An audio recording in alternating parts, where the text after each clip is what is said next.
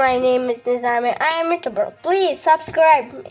Salam dostlar, mən Nizami. Bugün sizlərlə birlikdə Zəfər günü münasibəti ilə çəkdiyim vlog izləyəcəyik. Onda videoya keçdik.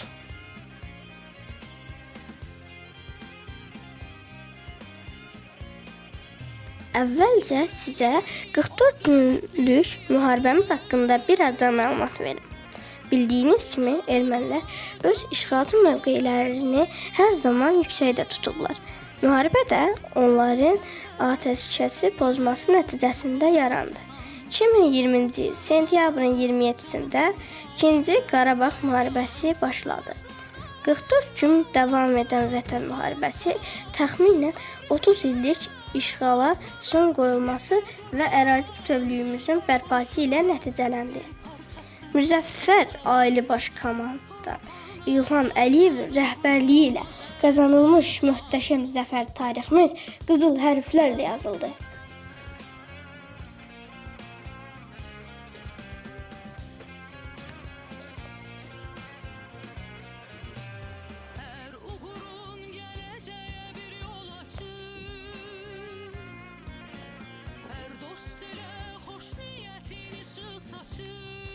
Ordumuz Cəbrayıl, Füzuli, Zəngilan, Ağdam, Ağdərə, Qubadlı və nəhayət Şuşanı işğaldan azad etdi.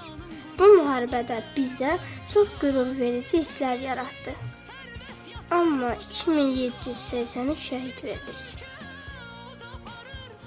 Allah şəhidlərimizə rəhmət eləsin. Qazilərimizə də can sağlığı versin. Amin.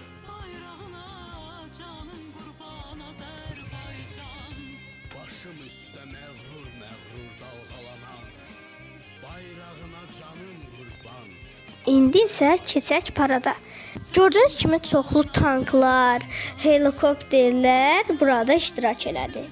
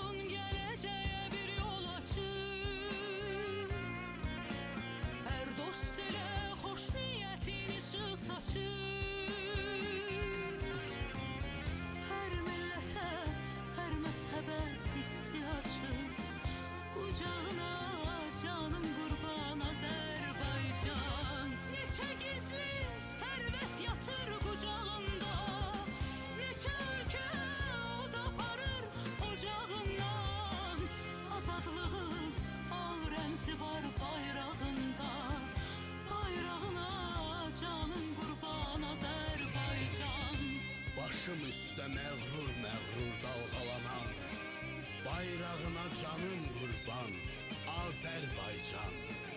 Ruhuma can, cismim üçün vətən olan, torpağına canım qurban, Azərbaycan.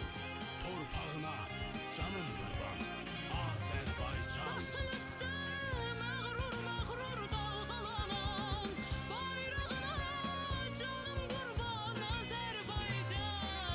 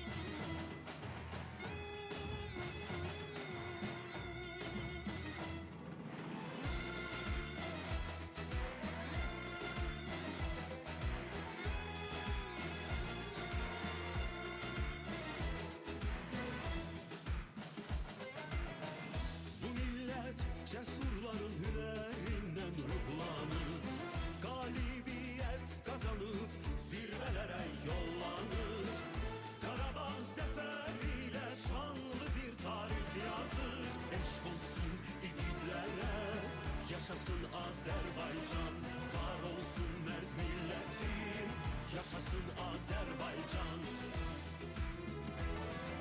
Sən qalibsən, bütün dünya qələbəndən danışır.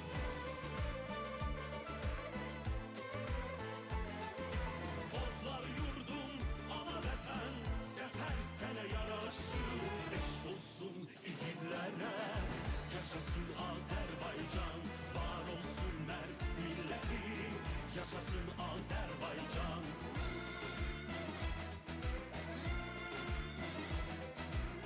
Sonda Su-25 hücum təyyarələri isə Azərbaycan bayrağının rənglərini paytaxt səmasında canlandırdı. Zəfərin mübarək Azərbaycan!